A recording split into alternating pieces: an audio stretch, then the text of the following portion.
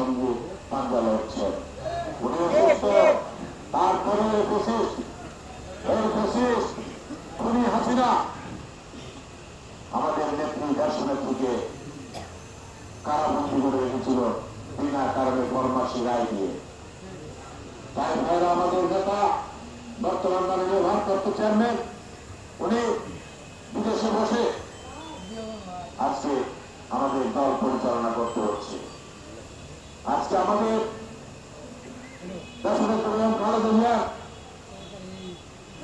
আদরের সন্তান, তার মাত্র দুজন সন্তান সেই আরাফাত রহমান পপু বিদেশের মাটিতেই ব্রিটিশ সরকারের অত্যাচার নির্যাতনে তাকে মৃত্যুবরণ করতে হয়েছে।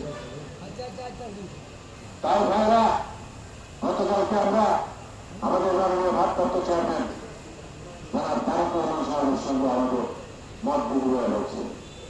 সেখানে উনি স্পষ্টভাবে উল্লেখ করে দিয়েছেন, স্পষ্টভাবে বলে দিয়েছেন যে সন্ত্রাসীর কোন দল নাই। সন্ত্রাসী আজকে যারা করতেছে তাদেরকে আমরা সবাই চিনি, সবাই জানি। আজকে যারা করতেছেন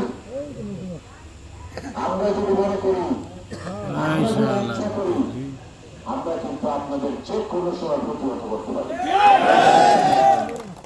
এবং আজকের পর থেকে এই ধরনের কর্মকাণ্ডের সঙ্গে যারা লিপ্ত আছেন থাকবেন তাদেরকে আমি উপস্থিত থেকে ছাত্র জনতা এবং আমাদের নেতা কর্মীদের নিয়ে তাদেরকে প্রতিহত করা।